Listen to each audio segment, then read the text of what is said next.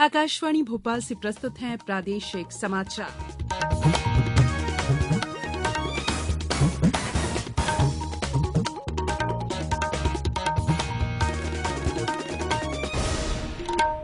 नमस्कार, समाचारों के साथ मैं संयुक्ता बनर्जी। सबसे पहले आप सभी को नववर्ष की हार्दिक शुभकामनाएं। और अब मुख्य समाचार। आज से लागू की जा रही है एकीकृत खाद्य सुरक्षा योजना। 81 करोड़ से अधिक लाभार्थियों को उपलब्ध कराया जाएगा निःशुल्क खाद्यान्न। प्रधानमंत्री आदिवासी आदर्श ग्राम योजना में 16,500 से अधिक गांवों का विकास किया गया। और आज नए साल का पहला दिन। कल नववर्ष की पूर्व संध्या पर राजधानी में लोगों ने हर्षोल्लास के साथ किया नए वर्ष का स्वागत। अब समाचार विस्तार से। केंद्र सरकार आज से नई एकीकृत खाद्य सुरक्षा योजना लागू कर रही है। केंद्रीय मंत्रिमंडल के निर्णय के अनुसार नई योजना के अंतर्गत 2023 में राष्ट्रीय खाद्य सुरक्षा अधिनियम के तहत 81 करोड़ से अधिक लाभार्थियों को निःशुल्क खाद्यान्न उपलब्ध कराया जाएगा। योजना में अधिनियम का प्रभावी और समान कार्यान्वयन भी सुनिश्चित किया जाएगा। इस अधिनियम से पूरे देश में एक राष्ट्र एक राशन कार्ड के तहत पोर्टेबिलिटी का एक समान कार्यान्वयन सुनिश्चित किया जाएगा।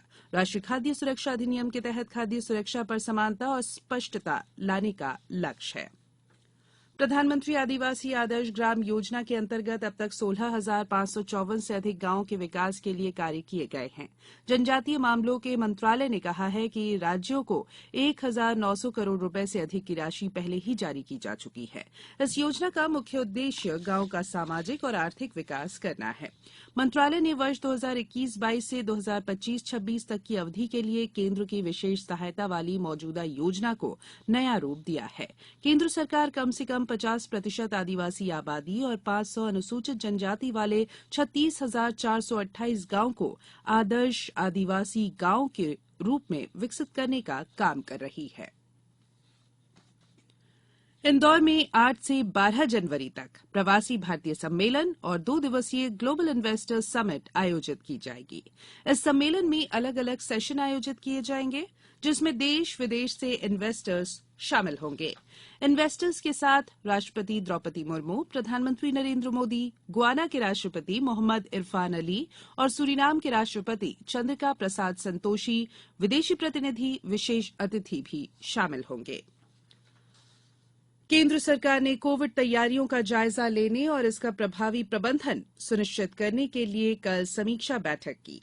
बैठक की अध्यक्षता प्रधानमंत्री के प्रधान सचिव डॉक्टर पीके मिश्रा ने की। इससे पहले प्रधानमंत्री ने नई दिल्ली में एक उच्च स्तरीय बैठक में कोविड प्रबंधन संबंधी दिशा निर्देश दिए थे।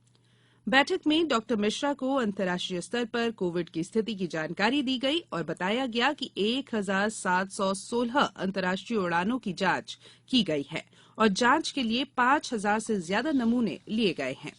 डॉक्टर मिश्रा को जानकारी दी गई कि 29 दिसंबर से भारत आ रही अंतर्राष्ट्रीय उड़ानों के लिए जारी संशोधित दिशा निर्देश के अनुसार चीन, सिंगापुर, हांगकांग, दक्षिण कोरिया, थाईलैंड और जापान से आ रहे यात्रियों को आज से यात्रा प्रारंभ करने से पहले आरटी-पीसीआर जांच अनिवार्य रूप से करानी होगी। बैठक में जानकारी दी गई कि जीनोम सीक्वेंसिंग व्यवस्था को मजबूत किया जा रहा है। बैठक में टीकाकरण की स्थिति की समीक्षा भी की गई। अब तक कोविड की 220 करोड़ से अधिक डोज दी जा चुकी है। ये समाचार आप आकाशवाणी भोपाल से सुन रहे हैं। हमारे समाचारों को अब आप कभी भी और कहीं भी अपनी सुविधा के अनुसार सुन सकते हैं। ये समाचार बुलेटिन यूट्यूब, ट्विटर और फेसबुक पर AIR न्यूज भोपाल पेज पर सुने जा सकते हैं। इसके अलावा आप हमारी वेबसाइट news.air.com पर या AIR न्यूज ऐप पर भी समाचार सुन सकते हैं। ब्रेक के बाद बुलेटिन में एक बार फिर आप सभी का स्वागत है। आज ग्रेगोरियन कैलेंडर के अनुसार अंग्रेजी वर्ष का पहला दिन है। देश में परंपरानुसार आज के दिन का नए वर्ष के पहले दिन के रूप में स्वागत किया जाता है। लोग एक दूसरे को नए वर्ष की शुभकामनाएं और बधाइयां देते हैं। इसके पहले कल नववर्ष के आगमन की पूर्व संध्या पर प्रदेश के लोगों में नए वर्ष 2023 का स्वागत करने के लिए खासा उत्साह देखा गया। लोग देर रात तक संगीत कार्यक्रमों के साथ उत्साह मनाते नजर आए। राज्य के प्रसिद्ध हिल स्टेशनों पर भी लोगों की भीड़ दिखाई दे रही है। शिवपुरी के प्रसिद्ध पर्यटन स्थल भदैया कुंड के पास स्थित होटल पर्यटन ग्राम में देश विदेश से पर्यटक भाग ले रहे हैं। खंडवा जिले के प्रसिद्ध पर्यटन स्थल हनुवंतिया सहित अन्य पर्यटन स्थलों पर लोग बड़ी संख्या में पहुंचे। दिगंबर जैन मंदिरों में समाजजन ने उपस्थित होकर महामंत्र का जाप किया और रात्रि 12 बजे महाआरती का आयोजन हुआ।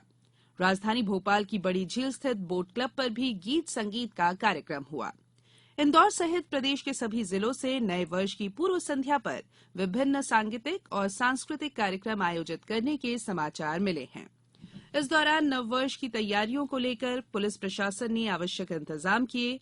राष्ट्रपति द्रौपदी मुर्मू और उपराष्ट्रपति जगदीप धनखड़ ने नववर्ष 2023 के अवसर पर लोगों को बधाई दी है। राष्ट्रपति ने अपने संदेश में आशा व्यक्त की कि नया वर्ष प्रत्येक व्यक्ति के जीवन में नई खुशियां, नए लक्ष्य, प्रेरणा और अधिक उपलब्धियां लाएगा। मुख्यमंत्री शिवराज सिंह चौहान ने भी लोगों को नववर्ष की बधाई दी है।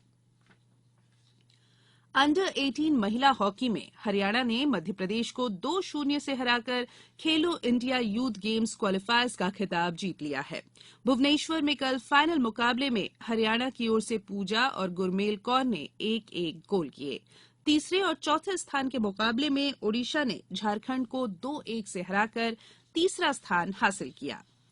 इसके साथ ही हरियाणा, मध्यप्रदेश, ओडिशा और झारखंड ने इस साल मध्यप्रदेश में होने वाले खेलो इंडिया यूथ गेम्स के लिए क्वालिफाई कर लिया है। अब कुछ समाचार संक्षेप में। राष्ट्रीय भूकंप विज्ञान केंद्र एनसीएस के अनुसार आज तड़के राष्ट्रीय राजधानी क्षेत्र दिल्ली में रिक्टर पैमाने पर 3.8 तीव्रता का भूकंप आया। आज सुबह 1:19 पर राष्ट्रीय राजधानी दिल्ली और आसपास के इलाकों में भूकंप के झटके महसूस किए गए। इंदौर जिले की उचित मूल्य की दुकान विहीन 90 ग्राम पंचायतों में दुकानें खोली जाएंगी। दुकान चलाने की इच्छुक संस्थाएं 14 जनवरी तक ऑनलाइन आवेदन कर सकती है। नॉर्दर्न कोलफील्ड्स लिमिटेड सिंगरौली ने वर्ष 2022 के पूरे होने के पहले ही 100 मिलियन टन कोयला प्रेषण के आंकड़े को पार कर एक बड़ी उपलब्धि हासिल की है। नववर्ष के मौके पर आगरमालवा जिले के नलखेड़ा स्थित पीताम्बरा सिद्धपीठ मां बगुलामुखी मंदिर और आगरमालवा के श्री बैजनाथ महादेव मंदिर पर सुबह से लोग अपने परिजनों के साथ भगवान की पूजा आराधना और देव दर्शन कर रहे हैं। नवरंग समारोह के तहत नर्मदापुरम जिले के हिल स्टेशन पचमढ़ी में नव वर्ष का स्वागत देश विदेश से आए हुए हजारों सैलानियों ने जमकर जश्न मनाते हुए किया और जाते वर्ष को शानदार विदाई दी।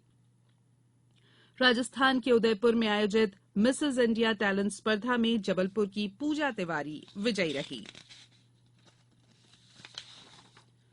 चंबल ग्वालियर संभाग के कमिश्नर दीपक सिंह ने मुरैना जिले की पुरा संपदाओं का अवलोकन किया, जिसमें उन्होंने मितावली, पढ़ावली, बटेश्वर का अवलोकन कर कहा कि जिले में पर्यटन स्थलों की कमी नहीं है और यहां पर्यटन को बढ़ावा देने के लिए हर संभव प्रयास किए जाएंगे।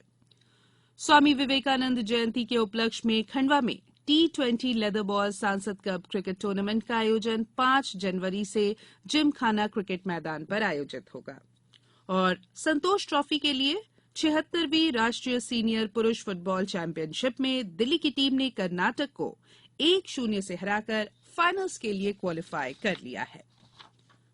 अंत में बुलेटिन के मुख्य समाचार एक बार फिर।